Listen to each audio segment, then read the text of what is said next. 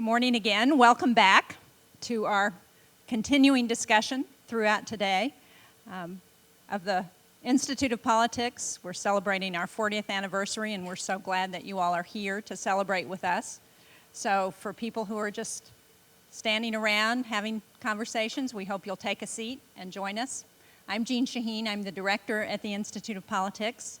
And what we decided to do throughout today is to show short video vignettes before each panel of former students who had spent time at the Institute of Politics talking about their experiences here. And before we begin our esteemed panel this morning, we're going to show another one of those vignettes of some of our former students talking about the lessons that they learned at the Institute of Politics and what an impact that's had on them. So we will begin with that before we introduce the panel.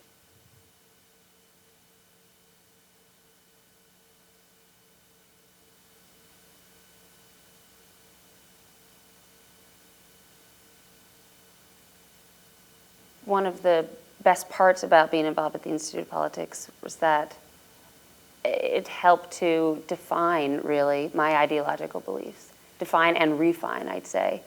And it helped me really understand why I am a Republican and why I believe what I believe. And that happened more than anything else through informal debates that I had with my fellow students in the hallways of the IOP. You know, you can go up to the student lounge at any time of day and have a really serious political discussion with someone, and you have to be up on the news, you have to have read all the op-eds, you have to know what you're talking about or you're going to get shot down, you're going to be embarrassed.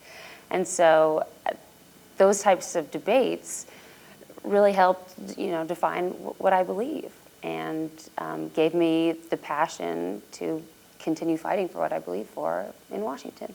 So I think that particularly for me as a young woman, the Institute of Politics provided tremendous opportunities for leadership, to really be engaged in leadership, to lead on campus, to lead the Student Advisory Committee was an incredible experience that just taught me by doing how to lead a group and how to manage all the challenges that come with that.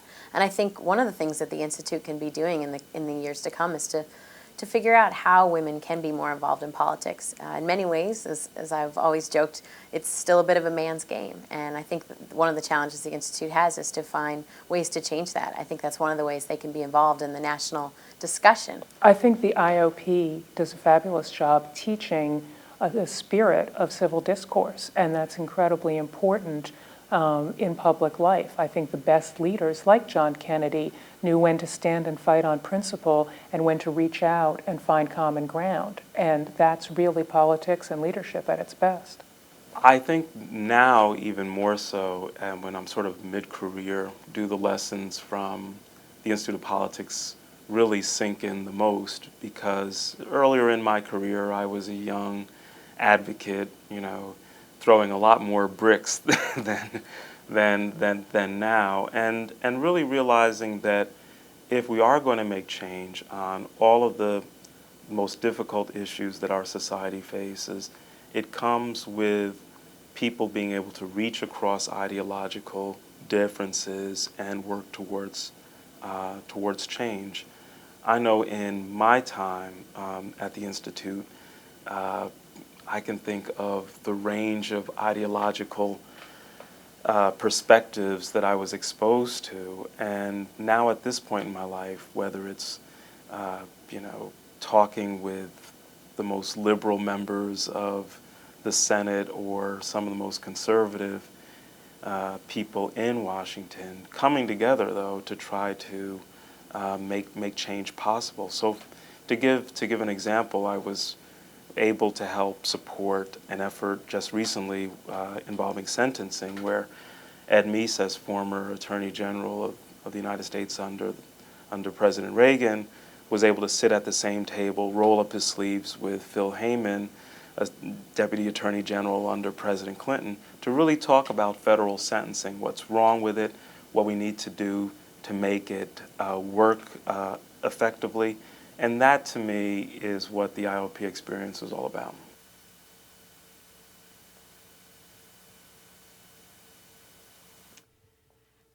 we really exist at the Institute of Politics to work for the students at Harvard and at the Kennedy School of Government. And we're very excited that we have the president of our Student Advisory Committee here to introduce the next panel. So please join me in not only welcoming Chris Corcoran, our president of our Student Advisory Committee, but in thanking him for all of the work that he and the students do every day to make this place the vital, exciting focal point for political engagement that it is. Chris Corcoran.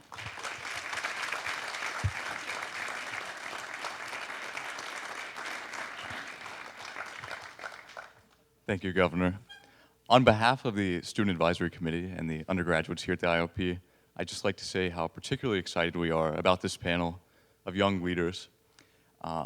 You all are all involved in the laboratories of democracy at a very young age, getting involved, and you all serve very much as role models to all of us and show us that directly out of college and soon into our young careers, we too can be making a substantive impact on our communities. So thank you very much for coming. And not only do you serve as role models now, but I'm sure you all will continue to do so in the future, and we're very much looking forward to your careers and hoping that you will remember us in the future. And at this time, I'd like to introduce the moderator from MTV News, Mr. Gideon Yago. Thanks a lot, Chris. Hi, everybody. My name is Gideon Yago. I work with MTV. Probably I should explain why I'm here today. About 14 years ago, in 1992, my company decided that it was a good idea to cover politics and try and enfranchise young people. The idea was, as the baby boom was growing older and their kids were starting to grow up, give them a platform with which to understand the world around them and try and encourage them to participate in politics. And I wanted to frame the last discussion that was here on this stage about what the world would look like in 2031 to American politics before we begin our panel discussion here. This is especially encouraging because so many of you guys are specifically the demographics that we're going to be talking about and talking to. It's not beyond the pale to talk about a democracy in America in 2031 where less than 20% of people of your age range actually participate. Less than 18, less than 15. It's not beyond the pale, especially if you look at the way that statistics have been going over the last 24 years. When you have a crisis like that in democracy, of people losing faith in the political system and in participation in the political system, it makes the four people here on this stage all the more unique and all the more exemplary. They framed this discussion today as passing the torch, a look at the future leaders of politics. And I think one of the things that we want to think about as we're talking and as we continue to talk is that it is even rarer and rarer and rarer that you will find a young person in America who will say, I want to be president, I want to be governor, I want to be a political representative, and I believe in public commonwealth more than they do in private acquisition and private wealth. So that said, I'd like to introduce the four members of the panel who are here today. I'm here with Representative Nikki Randall of Macon, Georgia, who is in the Georgia House of Representatives. Sam Yoon, who's a counselor and councilman here in Boston. Trey Grayson, the Secretary of State of the great state of Kentucky. And Karen Carter from New Orleans, Louisiana. And I want to kick off the discussion today by asking each and every one of you, what made you want to get into public service? Starting with me. Honestly, I didn't know I wanted to get into public service, but I'll start by saying I'm a third-generation elected official. So it was in my life, and actually in my heart without my even knowing it. There was an open seat in the House that my father vacated to take a judiciary appointment. And it was one of those things where I just took one for the team. My party needed, I was working at the time as a deputy legislative director for the Georgia Healthcare Association and lobbying and enjoying myself as one of the youngest lobbyists in the halls. But the party asked me if I would be interested because they really wanted someone that knew the business. I'd worked in several campaigns behind the scenes, and I enjoyed behind the scenes of a campaign. It's really, really, I'm sure if you all have done it, it's really, really interesting. And I was enjoying that. However, it was an opportunity, and I took it, and needless to say, I was supposed to just fill a 13-month unexpired term. But that's been 7 years ago, and I'm grateful for the opportunity. Well, I think my story is in kind of contrast to Nikki's because politics is completely new for me and even in my family. I ran last year for the city council, and just share a quick anecdote that illustrates that. My parents came up from Pennsylvania, I think it was for the primary, and was asked by a reporter, so is this your first, no, this is at the final election, and the reporter asked my mother, is this your first campaign that you've ever been involved with? And so she said, no, it wasn't. The primary was the first campaign that she'd ever been involved with. My parents are, first generation Korean Americans, and I guess I qualify as just being barely first because I was born in Korea and came when I was 10 months old. But the short answer as to why, I think there are actually just two streams. One, which is the personal one, was that over the course of my career since graduating from getting a MPP from the Kennedy School in '95, I started working in affordable housing and community development. But what I found over time was that I was less interested in the mechanics of getting stuff built, and I was kind of interested in the dynamic between the architect and the contractor, and the government official. And so I was realizing, I could have gone and branched into really understanding buildings or the technology that supports organizations, but I found that my personal growth led me to really see that I'm much more of a people person. I'm interested in the people problems. And my wife actually was going through some career changes of her own, and happened to be taking a class on how do you figure out your life and your career, and was given the Myers-Briggs test as part of that class. And I took this test because it was free. I just kind of copied it. And they gave her a kind of a Bible of the Myers-Briggs test that had all the different, I don't know how many combinations, maybe 32 different combinations of the Myers-Briggs test, and it just tells you what kind of careers you ought to be looking at if you are an, INFJ or one of these things. And just for fun, as I was kind of thinking about politics, I looked in the index under politician, and there was only one kind of profile that it talked about, and that was the profile that I got on the test. So I took that as a sign from God that you were meant to be a politician. But externally, here in Boston, as I was doing affordable housing in Chinatown, when we were trying to do large-scale change and I was in a campaign to save a piece of land from becoming a parking garage, or another lab facility or luxury housing. That was a large-scale campaign that I was involved in, and it really needed the intervention of politicians. And so by working with a couple of legislators at the State House, it made me realize that, they do make a difference. And that we need folks, in elected office who really get what's going on in communities to make that kind of change.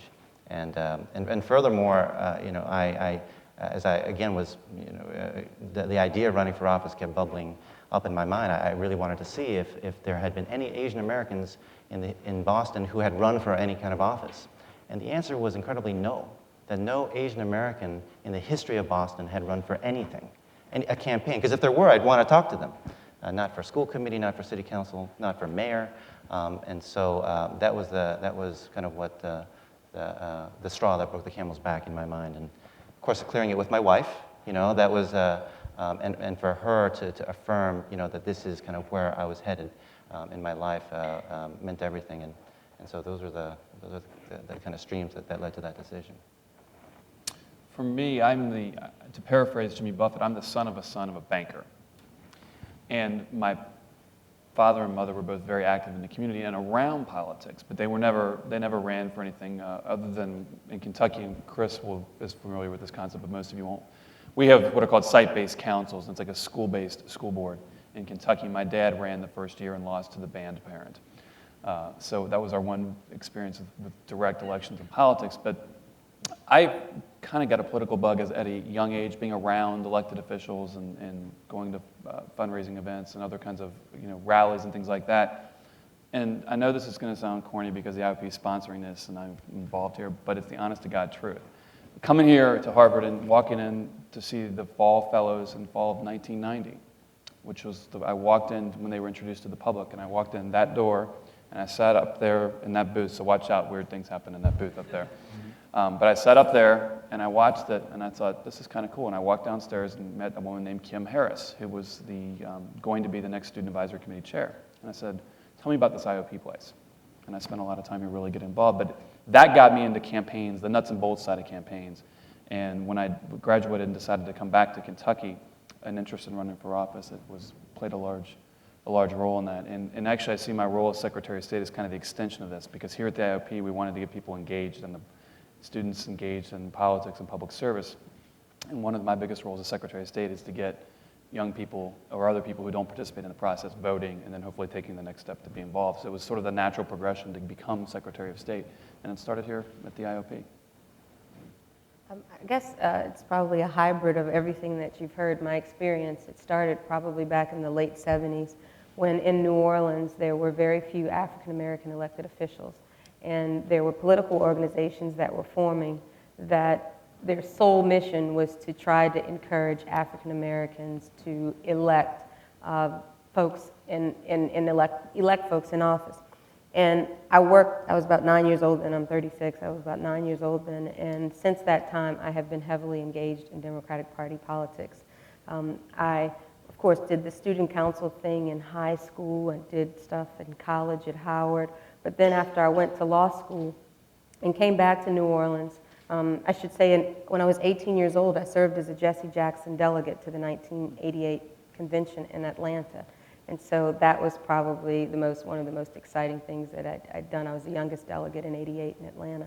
And since that time, I have held a position in our state party, and I currently serve as the vice chair of the elected officials for the party. But I guess after about 3 or 4 years of practicing law and serving on a number of boards in the community, including things like the Dryads YMCA, Kingsley House, and YWCA, et cetera, there was a civil rights activist who had been in office for about 20 years. He was about 80-some years old. He passed away. His name was Reverend Avery Alexander. And when he passed away, one of my good friends, Mitch Landrew, who worked in the same office building with me practicing law, he came to him and he said, Karen, you should think about this. And I said, folks had come to me before because my father was in elective office. He'd served as the tax assessor, and others that were very close to me had served at the city council level. But that just wasn't it. But it was about policy making and an opportunity to really get things done and to offer an independent voice. I think that was one of the most significant things at the time that I ran. I wanted to go there and have a foundation where I could do and say what I needed to say and not be swayed by particular interest groups. And that level of independence, I think, has for the last 7 years offered me the ability to take tough stands against the opposition at times to get some good things done. So it's probably a combination of family history as well as community service and wanting to actually get something done and knowing you could do it by being a public servant. I'm going to throw this out to all of you guys. Did you find yourselves as an anomaly amongst your peers, someone that actually believed in the process and wanted to join politics to effect change? Or did you have a lot of friends who were just naturally dialed in? I was definitely an anomaly. I had no idea what I was doing when I first started the campaign. A friend of mine who worked closely with me in Chinatown, when we kind of started this idea, we said, well, between the two of us, we have no idea how to do this. We need to find another person who has had some experience in campaigns to get this started. So definitely, ironically, I hate to say this here in the hallowed halls of the Kennedy School of Government, but in '95, when I graduated, I left this school pretty cynical about government, so it's ironic that I came full circle, to realizing that politics and government really does make a difference. But in those intervening years, I was not political at all, and furthermore, as an Asian American, I was obviously, like I just said, there was just really no one to give me any kind of guidance or any share stories. And I looked for role models in the African American community. In fact, one of the inspirations for me to run came from Mel King. Mel King here in Boston was the first African American a candidate to successfully make the runoff for mayor in 1983. Good friend of Jesse Jackson, and was founder of the Rainbow Coalition here. So I looked to models and to relationships that were really outside of my own culture and my own experience. And I needed that, and I thought by doing that, being forced to do that was actually good. And so the campaign that I ended up running was absolutely a coalition campaign that stretched beyond my Asian American identity. And so in that way, yeah, I started off feeling very like alone, like how am I going to do this? Hooked up with some veterans, who did believe in me, but really had to reach out to look to build coalition and support to get what I wanted to get done. Yeah, I wasn't, at the time I was probably an anomaly, but today I'm proud to say 7 years later, as a result of my offering myself, in our legislature, just in the New Orleans area, and about 3 years ago in the last cycle, we elected 4 or 5 more young leaders in the legislature, in the House, and they're all young lawyers. Most of them I knew, and one of them is my best friend, who had absolutely no interest, but I was so tired of her telling me about what we needed to do about healthcare and what we needed to do about education. I said, well, why don't you run? And she ran and she won in a pretty difficult race. It was an open seat, and she's now my seatmate.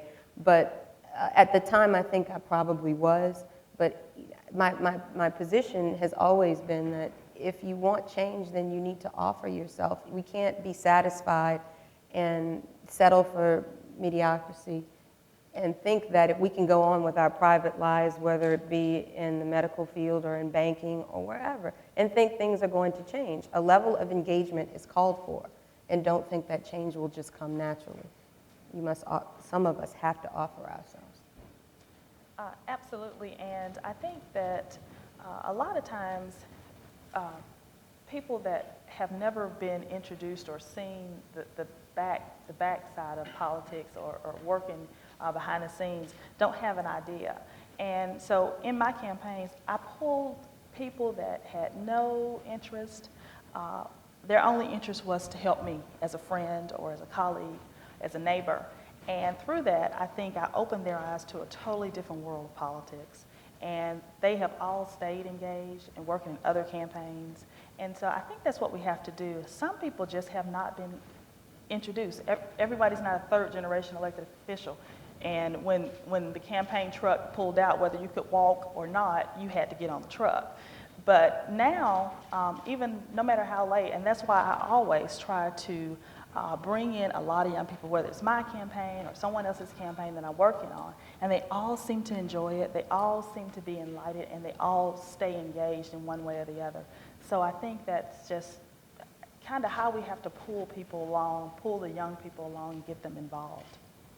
That's to a certain extent, we're all anomalies, obviously. When you mentioned the voting statistics, young people don't vote as much, and obviously we don't run for office as much. So we're all anomalies if you define it from a macro level. But I've been fortunate enough to find some friends who are passionate about issues and passionate about making a difference and passionate about reaching out to young people. And so even before I got into office, we started organizing basically lunches for young professionals in my community, where we would have speakers come in and we would charge basically whatever it cost to have the lunch. And as a result, it really tore down the barriers to entry because someone could pay $20 and go listen to Mitch McConnell speak. And people are normally paying $2,000 to go hear Mitch McConnell speak in Kentucky. And these are $20 lunches with young professionals, and you know people there. And so you're going to go and you're going to sit down, and because you happen to know me, or you happen to know John Stanton or Shad Slutto or Lisa Ratterman, it makes it easier for you to go to this event. And then it kind of personalizes politics a little bit. And we found that we got a lot of people engaged, not just in my campaign, but in other campaigns. And some actually became candidates through creating a vehicle that made it easier for people to get involved. And it wasn't really politics, because they might have forsworn politics. This was lunch. You got to have lunch. And this was getting to hear a good speaker and getting to network a little bit. In terms of the nuts and bolts, though, of the political decision-making that you guys are all responsible for, how frequently does this class of students, this demographic, your echo to the baby boom, come into the decisions that get made? Are they really being represented? I always, whenever I go to schools, I usually ask them, I will tell them, you all don't vote. and you don't get your issues addressed. And I always cite the example of Social Security, setting aside how to solve Social Security one way or another. But just, I always ask them, how many people think Social Security is going to be around when it's your time to collect? And I've had one person out of the thousands of students I've spoken to since I've been elected raise a hand. And then I asked them, do you think that Congress might be more responsive to that if you were engaged and voted? Because you're the ones who 2032 doesn't sound too far away, or 2045, or whatever it is. And that issue is one that I've been able to get a little focus on. The war in Iraq, again, whatever you feel in the war in Iraq, it's the young people who are fighting it for the most part. And that's one that gets people engaged. And to try to personalize it a little bit helps. But and I think they begin to realize, hey, if I'm going to be part of the solution, if I'm not participating in the discussion, I'm not going to be part of the solution. I think in the last panel, we heard that 2 wars and continued tax cuts don't equate good for the next generation. And we're going to be paying the price for that.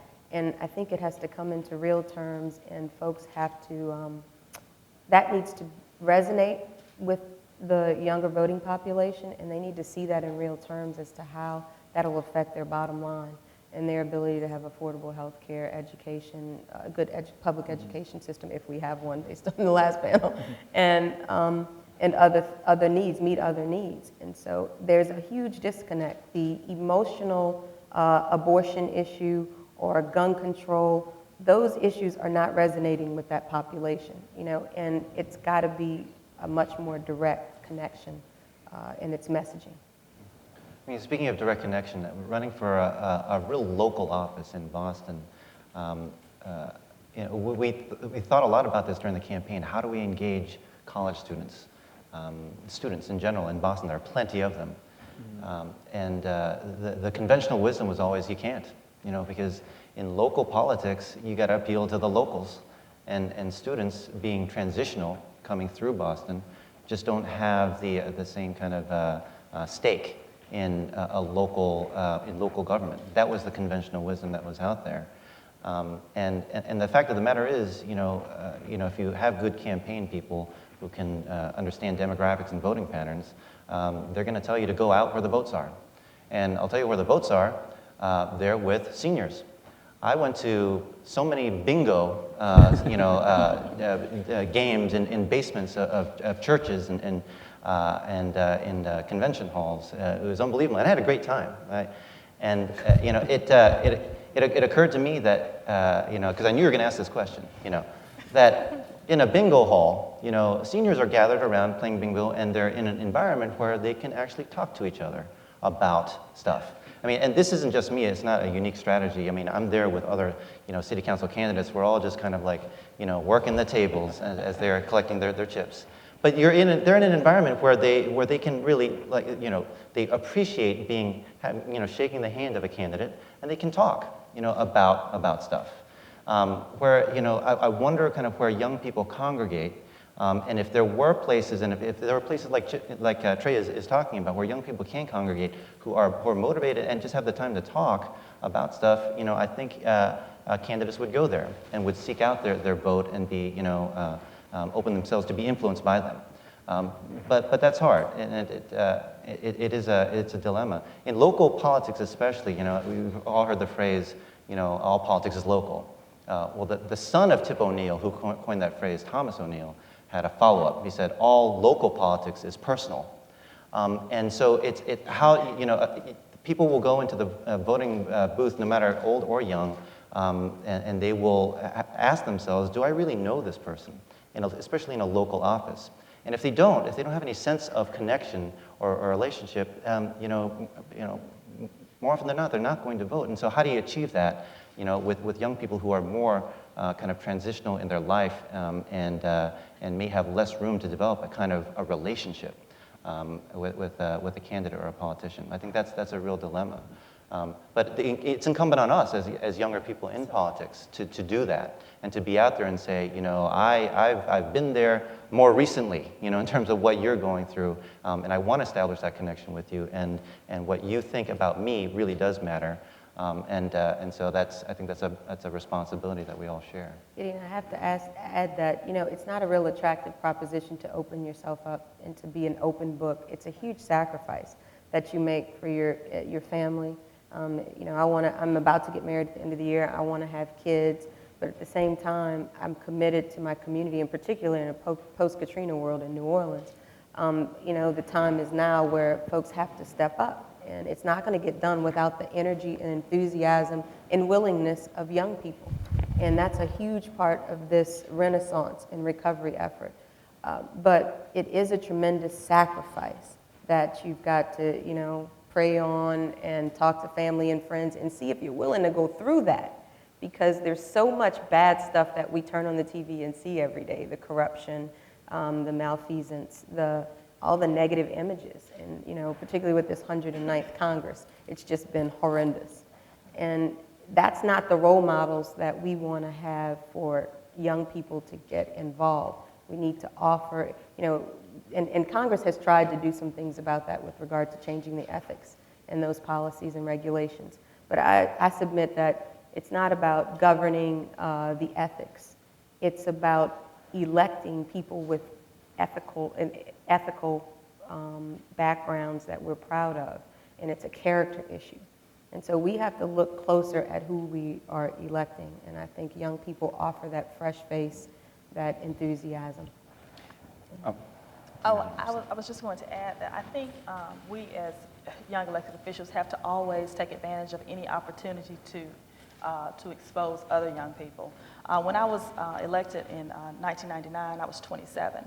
And I'm proud to say 7 years later, I'm the 10th youngest in the House of Representatives in Georgia. And I think that's a great thing. And with all of us working together, we reach out to universities. Georgia has a number of young Democrat chapters on college campuses. My sorority has taken a national initiative to make sure that our members are exposed to politics.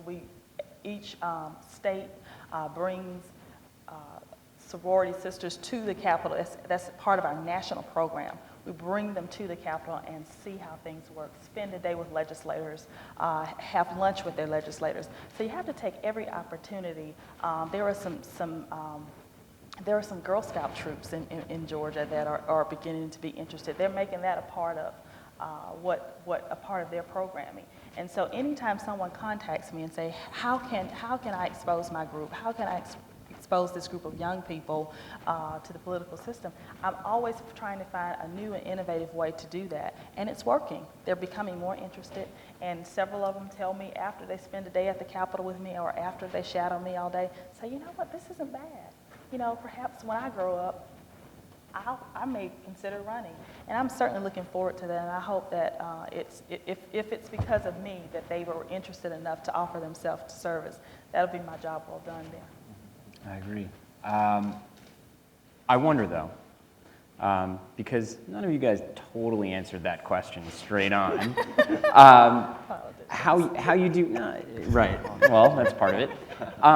What you can do, or how you can enfranchise young voters. I mean, whether it is specifically, or just young people in general, whether it's specific legislation that targets them, whether it's issues that you incorporate in your message that's reflecting of them. Because as much as, there is cynicism and there are these gaps that you can build a bridge over, you see young people volunteering in rates which they're clearly passionate about issues. They afford themselves in the private sector with ingenuity and entrepreneurship. But that chasm between elected officials and the future of America continues to grow and grow and grow. So what is it either that you're doing now or that you hope to do in the future, I think that's going to draw, not just in a, be a politician, come and do what I'm doing, but just in general, the layman, into the process? I can try to answer that question. It may still not be a direct answer, but sure. It's something similar. But one thing that I did that I think anybody who's following what I'm doing in any sort of way will remember this next year, which is I brought young people into City Hall on the day that the City Council was going to vote on approving the mayor's budget. I had signaled early on that I was going to take a stance on the mayor's budget when I saw that there was really insufficient funding for violence prevention and for summer jobs. And I had developed alliances with youth workers, folks who work with youth out in the neighborhoods, and signal that they, they should be part of this process because this funding will directly affect the kids that they work with. A few days before this meeting, there are about 100 seats in the gallery. They said, well, we'll try to get those seats filled, with young people. The day of that meeting, there were about 300 who came. They not only filled the seats, they were sitting in the aisles, there was overflow, in the city council chambers, and they had to be, and there was security everywhere. I mean, when all this many young people, from neighborhoods come to see what us 13 city councilors are doing, it makes people nervous. You wonder what, and especially as we're talking about the problem of violence in the city. And I actually did get some flack for that from some of my colleagues who came to that meeting preparing to vote yes on the budget. I know I didn't have the votes, to reject the budget, but it was an opportunity to make a statement about that issue, but also an opportunity for young people to see the process. And so the deliberate kind of goal was to have my colleagues be able to look young people, in the eye. And say, I'm voting yes on this budget, and here's why, and to have that dialogue. What happened in the end was that that dialogue was had. One of my colleagues, who's a good friend, but he took this stand, and he really stood up to scold the students and the young people that came in. And so the young people in one section of the gallery stood up, turned their backs on him. It was a form of silent protest. We've probably seen that in other campuses around, and then they all got ejected. But these are the ironic thing, and what I did say to my colleagues is, listen, they're not voters. Most of these young people were teenagers, and most of them were young people of color, so not the type of demographic that you may normally come to mind when you think about who do I need to reach out to do X, Y, and Z. But what I pointed out to my colleagues was that you still represent them. They may not vote, they may not pay property taxes, but you represent them.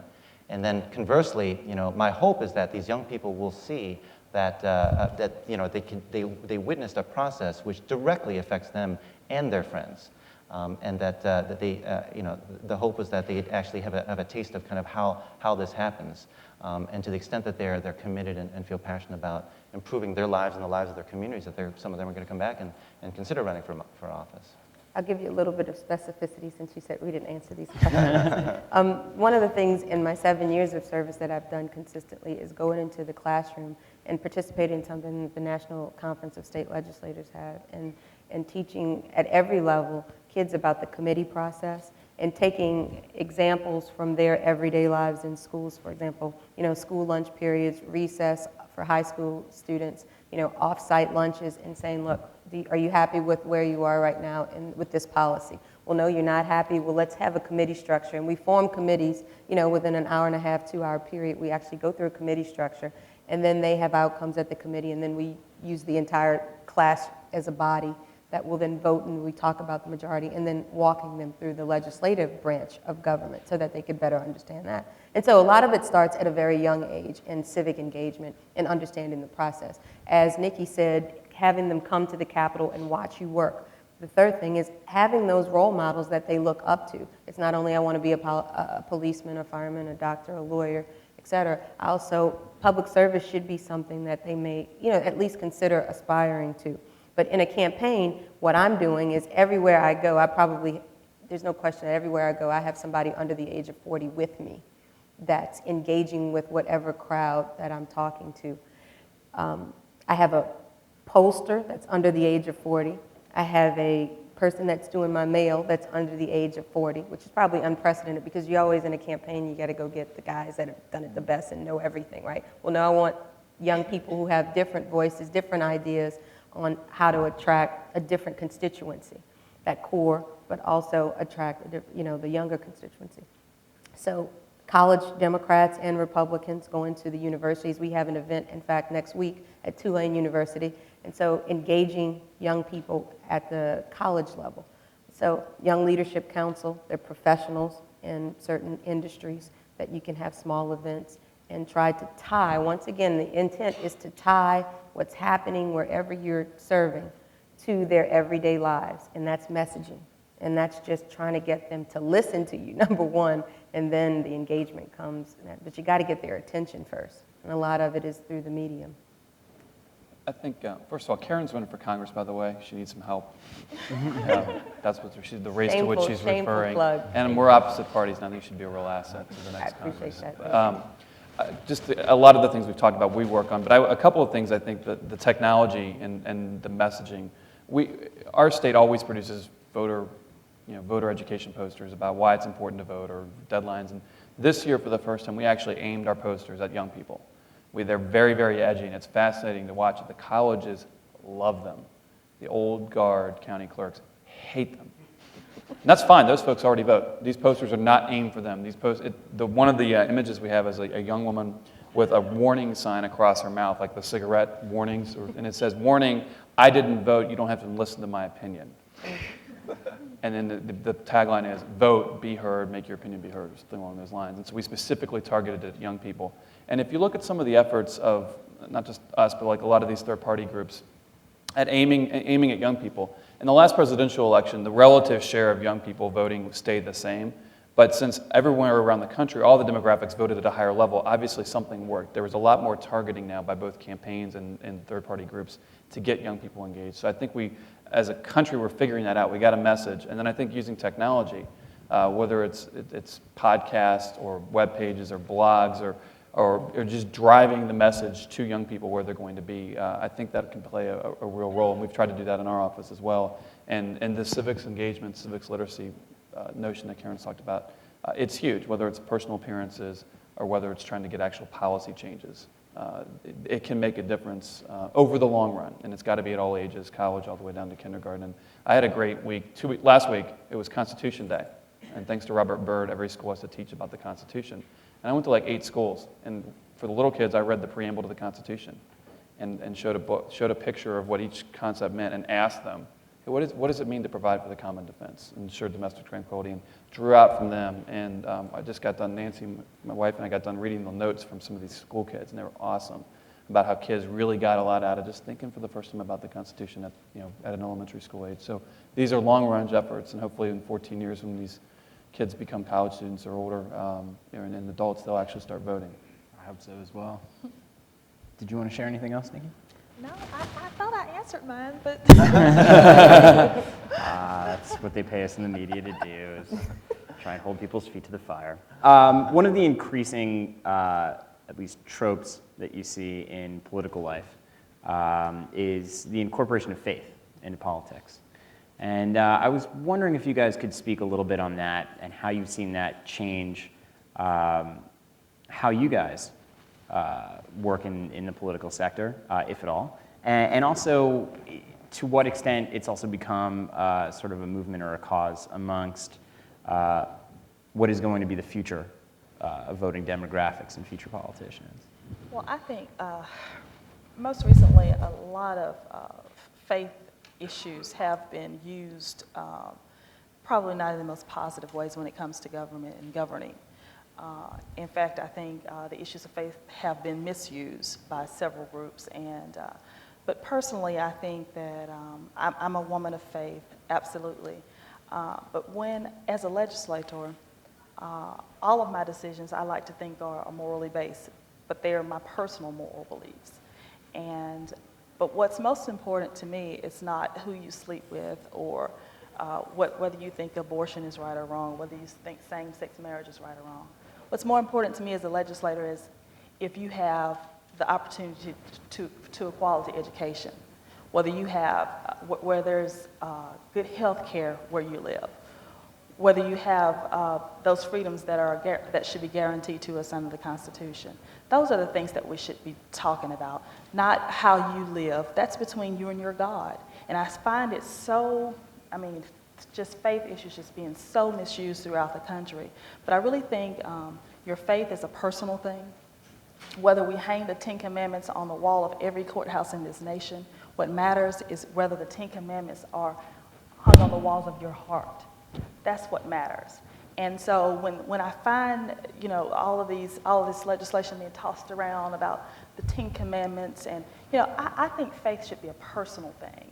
And because morality cannot be legislated, no matter how hard you try, because morality and faith, that's a heart-changing thing. And legislation cannot do that. So it bothers me when legislators tend to use faith just sometimes as a wedge issue. It really, really bothers me, and it's going rampant in this country. I have a slightly different perspective, but it may be because I'm using different definitions of faith. And it may be, we're talking about Georgia and here, secular liberal Massachusetts. So that may be some of the differences in perspective. But I think I'm actually have been invited to give a talk to young people at Park Street Church here locally in Boston on the subject of faith and politics. Because I made very clear during the campaign that I am a Christian. And, in fact, I'm one of these living contradictions where I said I'm an evangelical Christian who is for gay marriage, and pro-choice. And that fascinated people as I campaigned on that. Now, it was a local race. I don't have direct influence on that in the Boston City Council, but people wanted to know, and so I told them, and this is what I talked about. And but I think the reason I'm invited, to this, it's like a kind of 30s monthly large group meeting of evangelical Christians, and why they invited me to be their monthly speaker is I think for young people especially, when they consider politics, I think they are looking for inspiration.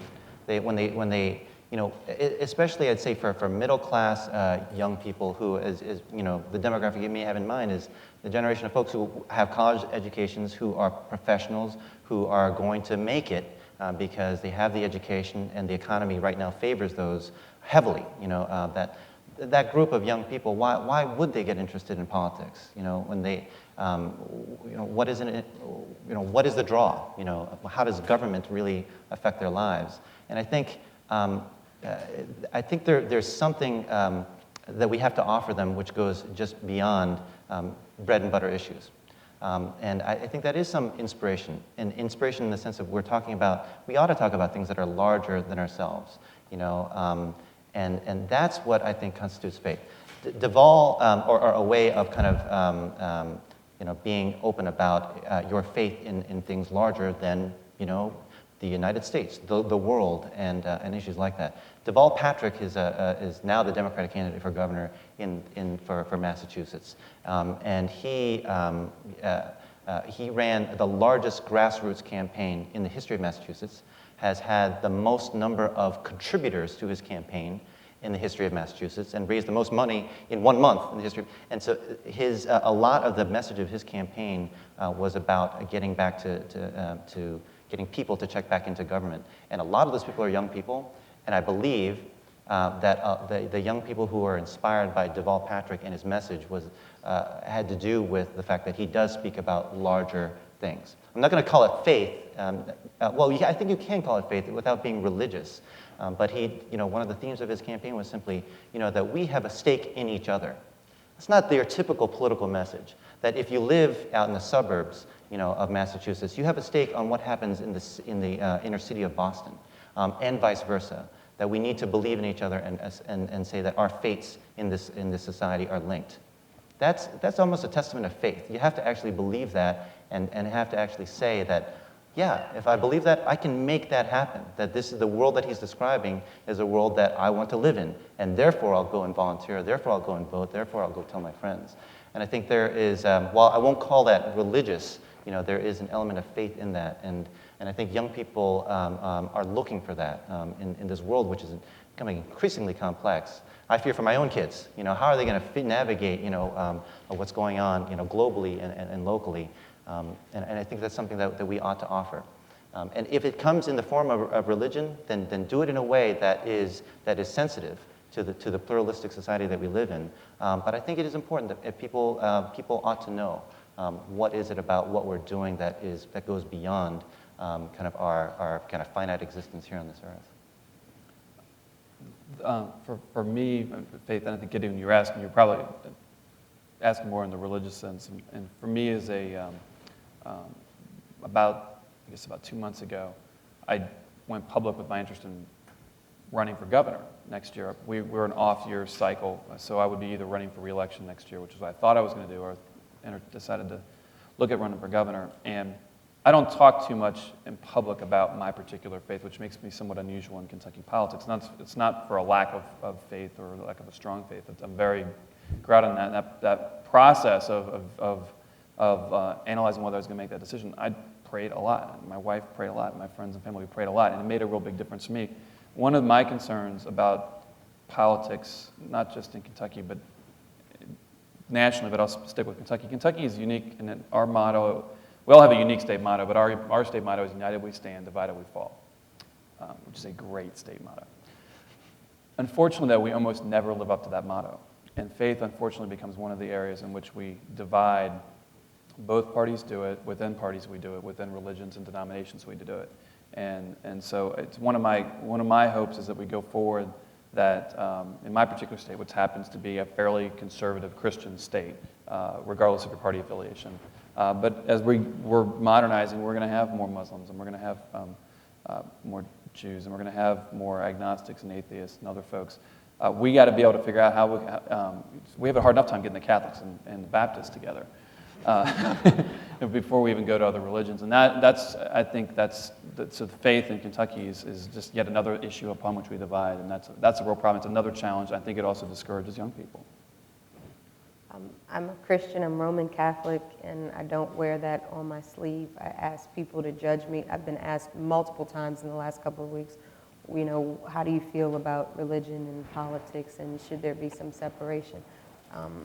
I think your actions speak louder than any words, and I think that the golden rule should be followed by everyone, and the sincerity of your actions are what should serve as that guiding factor for those that are looking to see the character of the person that they're looking to serve them and represent them. I believe that far too often we politicize those issues of fairness and justice and appreciating diversity and put it in the form of these catchphrases in religious terms. And it's only a disservice to all of us in this country and across the world as we try to build a more peaceful place. So it's very hard, though, at the same time, to separate the morals and principles that, serve as a foundation for any elected official. You can't go, the day you raise your hand and take the oath of office, then you forget about all those things you've learned in the household you grew up with and the practices that you continue to practice every Sunday. So Monday when you go to session, you forget about it? No. I mean, the things that, whether it be the Quran or the Bible, the Torah, whatever you read and you practice is going to play a part in your policy making, inevitably. But do you have to wear it on your sleeve, and do you have to impose that on other people unwillingly? You don't have to do that. If you just live a life by which you treat people as you would like to be treated, I think that's so fundamental, and make sure you're fair and just in the way that you act, I think would be a better place. Very interesting discussion, a lot more obviously to cover on that, but we wanted to open up the floor so that you guys could ask questions, and I'm told there are mics over there, so fire away. Thank you very much for so inspiring and encouraging discussion. My name is Yoichiro Ikeda. I'm KSU school student, Master of Public Policy program. And my question is about your friends or people who really support you and who can survive or overcome the problem or difficulties with you. I'm not talking about the mass supporters, but a very close friend who can be with you. Because I think it's essentially important to have this sort of person or people to survive political campaign. So if you have such peace person or people, so could you tell me the story, how did you encounter this person, and how did you keep the friendship or the trust with this person? Thank you. It's an interesting question. I think, as I understand it, is how did you, if you have a close friend that you need to rely upon, someone that you can trust in your role in government, then how did you meet the person? And that's what you'd like to. Yeah. Well, I have a few, and they have been through law school, a couple through law school. I also worked in Washington in Congressman Tozan's office when he was a Democrat chair. And a woman that I met there is with me every day, who's now a best friend. Another friend is a lawyer. But it is important to have someone to bounce those ideas off of, to have sort of a person that can keep you grounded as you continue to serve, and reminding you that you're serving people, and that's and keeping that at the helm. So that's how I met mine. I think one of the decisions that Nancy and I made when I got elected was not to move to the state capitol. We have about an hour and 10, if I break a few laws, commute to Frankfurt or wherever I'm going every day. And not being in the state capitol, it's a nice town, it's a great place, but it allowed me to take my blinders off when I go home. And whether it's dropping the girls off at school or doing activities with them or talking to neighbors who really, a lot of our neighbors don't necessarily know I'm Secretary of State. They just see this guy with a state car and a seal on the side, and they may know the name, they may not, and so that it kind of grounds you into the reality of the world. And I've noticed in some cases, and you're not going to become like this if you win, but I have this friend who coined this term, going congressional. And I think this happens a lot in Washington, D.C., is people get this mindset. And I've been told, if you ever go congressional on me, you don't have to go to Congress to go congressional. You can go to Frankfurt, you can go to Boston, Beacon Hill, I guess is what you guys call it here. They're gonna let me know, hey, you went congressional on me. And so you got to have those folks who are just like your normal grounded people. And that's not just in politics, that's life in general. If you're in business, if you're in academia, whatever it is, if you don't have people who are, I don't want to say people who don't do the same thing as you are normal, but you got to have some people who have a slightly different sense and think of you as the person you can go watch the sporting event with, or go to the antique store together, or whatever it is that you do that's normal. You got to have that. Yeah, and I have one just quickly. I've got Dana, who's a political consultant, my fiance, who reminds me that he's not marrying me for all that stuff, because he didn't know that when he met me. Along the same lines, I'll be real brief. My best friend is my wife, it's hard, I think, even if I weren't in elected office, at this stage where we have two young children, a 4-year-old and a 1-year-old, I know no matter what I'd be doing or what she'd be doing, it would be hard for us to just stay in touch with friends. So she's absolutely my ally, and I'm not just saying this because she might be watching. That's absolutely true. Well, my closest confidant is my father, and he's been there and done that and is still elected, so that, I just really have it easy. But I do have a lot of good friends, some friends I went to high school with, some of my sorority sisters, my Alpha Kappa Alpha sisters, who are there if I'm just, throwing rocks, and they're clapping. And so, I surround myself with people that have been there from the beginning and people that continue to encourage me. And so that just makes it all worthwhile when I know I'm going through those rough spots. I know even when sometimes they have to tell me things that I may not want to hear, but those closest confidants are invaluable. Take the next question. Hi, I'm Ari Rubin. I'm a junior at Harvard College. One of the most disconcerting trends in politics for young people has been sort of the vitriolic partisanship that we've seen, especially in Washington. I know you're all at state capitals, and I like to hope it's a little different there. But the IOP survey has shown that, I will plug the IOP survey here, has shown that students, especially my age, but also a little older, are less partisan, more likely to be independent-minded, more likely to find their own opinions. Is that reflective at all in younger politicians as well? Do you find younger politicians are slightly more independent-minded than politicians 10 years older than you are? Yes, go ahead. I'd say that in Louisiana, we don't have really, it's in the legislature at least, there's a bipartisan movement, and it's easier to get those kinds of coalitions built, and I've been able to do that over the last 7 years. I'll have to say, though, with you bringing up the survey, I think now that I reflect, most of the younger members are those that are willing to cross the aisle and get things done in that way. That bipartisanship clearly in Congress is something that is causing folks not to be attracted to service or to be engaged. And so I think it's important, and Trey and I know each other. notwithstanding our party differences, have a lot in common. And focusing on those commonalities, it's so much easier than trying to go after those stark differences in our philosophies.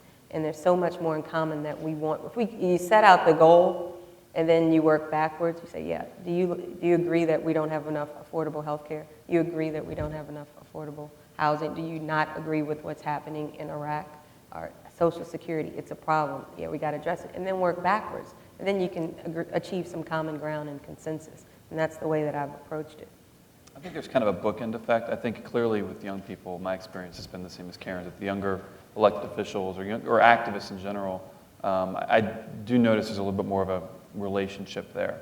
I also noticed that on the top end, the folks who've been around a long time, the lions, so to speak, of politics. I can think there's a Democratic Party chair in Kentucky named Terry McBrayer, and he's been a real prominent Democrat for 20 plus years. He's always on the phone with his former counterparts who are Republicans, and they talk a lot. And they don't talk about that fact publicly, but it happens.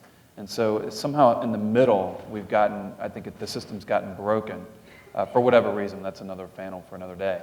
But maybe if the young people can, as we move up through the system, maybe we can address this problem. But I think that survey is accurate. I assume the IOP survey is surveying young people about national kind of level politics. And I wonder if a lot of that is fueled by the media. And with all due respect to MTV, which I'm sure is a fine outlet, in terms of projecting what's going on in politics. I mean, maybe the solution is to turn the TV off and read more,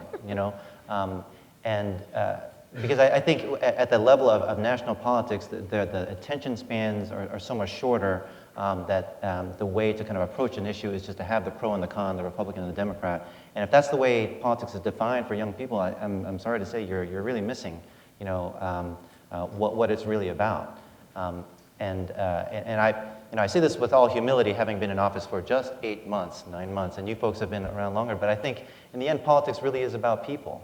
And your ability and willingness to work with people to solve problems for the people that elected you and for the people that you represent. And if that's the case, there's a lot more nuance and there's a lot more complexity in every interaction that any of us will have. And the way you're going to get that is probably by reading more, to be oversimplified. But I think that's something that I think is something we can encourage young people to do. I just wanted to defend the media. On that one. Sorry about that. I just don't watch Nobody TV. in the media ever, if you look at the 501c3s that go out there and do attack ads, if you look at the partisanship that gets, it's something that usually gets forged during any given election year, usually every, the major presidential election years, but it's not the media that comes out with the attack ads.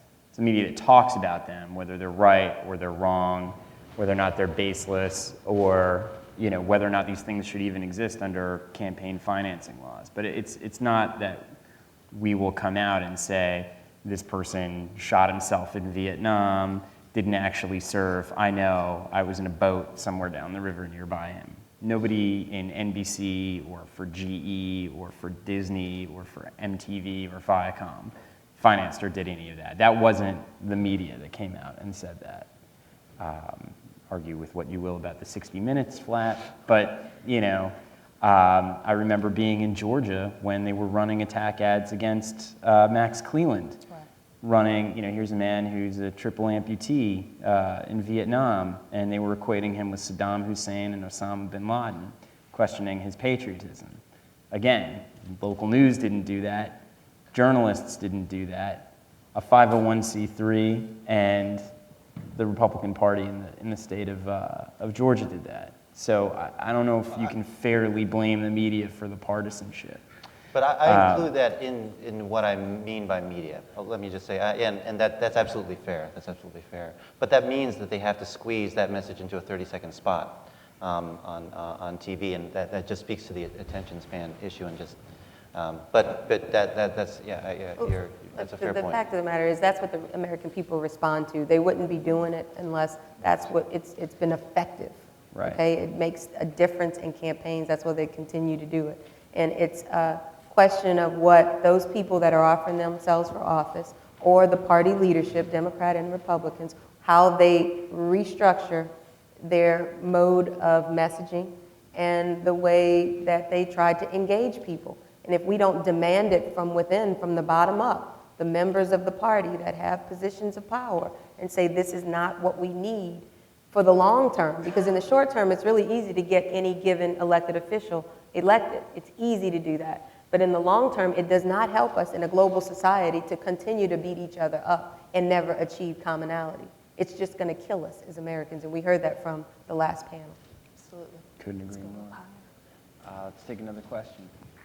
Yes, hi. I'm Lisa Joyce Igorsky, a graduate of the Kennedy School MPP program and a former member of the Student Advisory Committee. I had the pleasure of serving with Trey, so I'm glad to see him back. I'm one of those inside the Beltway types in Washington, D.C., living and working for many years, though I did a cool thing this summer and I took a break and did a political race in Connecticut, inspired by young people. Another interesting thing came from that experience, and that is somebody set up for me a Facebook profile. And now I have, you know, dozens of 17 to 20-something-year-old connections. Learned recently that John Edwards became the first elected official on Facebook.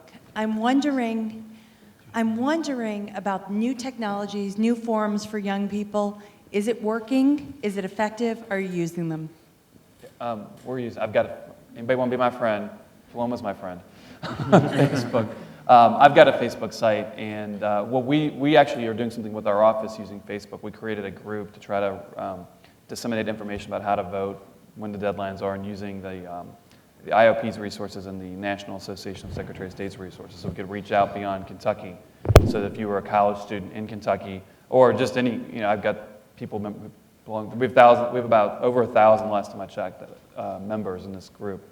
So we use it, and I do check Facebook, and I'm a big believer of technology, and it'll be interesting to see this cycle. Once a lot of campaigns are using Facebook and MySpace and blogs, it'll be interesting to see once we reflect upon the results from this cycle, how effective was that, or were the 1,000 members of my group the 1,000 kids who were going to vote anyway? We'll have to find that out, but it's the amount of work it took to do all that wasn't that great. And so, and it's real easy to invite, and it spreads virally in a good sense. I'm a believer, but I guess we'll find out the results after November. Just to piggyback on that, very interestingly enough, MySpace, which is the other major competitor to Facebook, on Wednesday announced a program that they're calling Declare Yourself. And this was actually started by a former Rock the Vote alumna, where they're giving people the tools to not only inform themselves about local candidates, but also register locally through that portal. You know, there's other technologies out there, obviously. People are trying to do voter registration stuff as well around cell phones. That was big in 2004, so maybe you'll see research in that as well. Just wanted to take one last question. Hello, happy Saturday. My name is Gary Flowers. I was a IOP fellow in the spring of 2004, teaching a course on coalition politics. I'm also vice president of Reverend Jesse Jackson's Rainbow Push Coalition. I have a constitutional question that has political ramifications.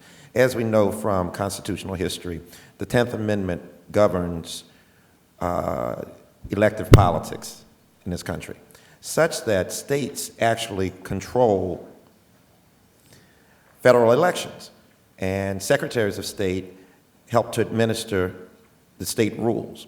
My question to the panel is, do you see this as a viable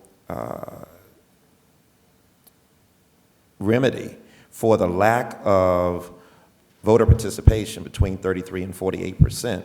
Or do you agree that at least for constitutional officers, we should have a bifurcated system where the federal government, either the Supreme Court or a federal agency, controls federal elections, and then states are allowed to set rules for state elections? So everybody's turning to the Secretary of State for that answer. I will give you I have two different answers to that question. One, I think because of the way the Constitution is set up, both at the federal level and the state constitutions, and just it's our system. We're stuck with it for good, I think. I mean, in theory, you can change all that, but I'm just talking about the reality is, whether it's the fact that most secretaries of state control elections and are partisanly elected, those are enshrined in states' constitutions, and I don't think that's going to change in most states. So I think we're sort of stuck with it. So on the one hand, I think the discussion is somewhat academic, but I think it's important to have this kind of an academic discussion. I feel like in watching my colleagues around the country do their jobs, that for the most part, we are operating as best we can in a nonpartisan, independent manner, and having an elected official who's accountable to the voters provides some energy in the executive, going back to the Federalist Papers, for this particular area. And I think a classic example is the Help America Vote Act, which Congress passed in 2002. The states that have had the most trouble with implementing that have been the states that did not have independently elected, and in all cases, partisan elected secretaries of state. If they had committee structures or a board that ran it, like in New York State, they got in big trouble because they couldn't get stuff done. And a large part was because we knew we were accountable to the voters. If we screwed up, the voters could send a message. And whether it's in this race for re-election or whether it's the next race, voters in Florida are going to, who may have been upset with Catherine Harris, are going to send her a message on Election Day, and she's going to go down to defeat big time. Secretary Blackwell looks like he's struggling in Ohio too. And so we are accountable to the voters on Election Day, and that's a check, whether it's Secretary of State or whether it's a member of Congress or a state rep or a council person. And so that aspect of the system I'm a believer in. But I really think that it's going to be, like I said from the beginning, I think it'll be very difficult to change as a whole this particular system. Well, I want to thank everybody for joining us here today and thank everyone on the panel. I've been told to invite you all to lunch in the courtyard, and hope you enjoyed it. Thank you.